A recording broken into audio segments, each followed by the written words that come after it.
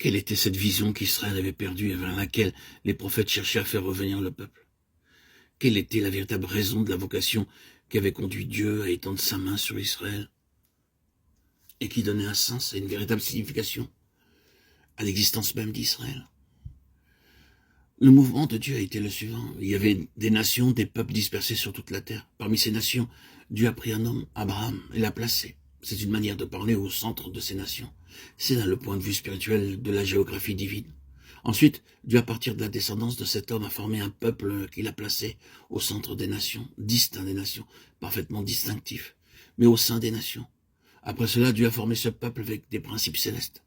Il a formé une communauté constituée par des principes spirituels, célestes, divins, avec comme centre Dieu lui-même, dans le but que les autres nations s'assemblent tout autour et s'interrogent sur le sens de tout cela, étant dans l'expectative. Qu'est-ce que ces nations rapportaient? Ce n'était pas le récit de la prédication de cette nation particulière. Vous n'avez rien concernant leurs sermons ou la proclamation des doctrines et de certaines vérités.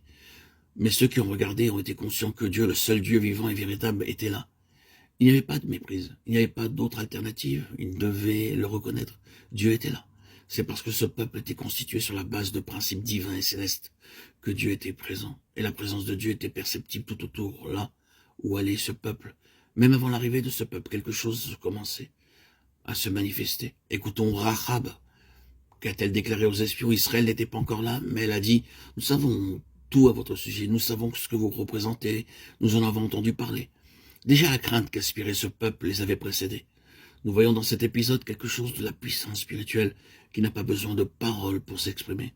Ce peuple était là et Dieu était avec eux, car il avait ses pensées célestes et ses principes formés dans leur vie. Il était là et tout le reste en découlait. Il y a dans cette déclaration toute la Bible, l'Ancien et le Nouveau Testament.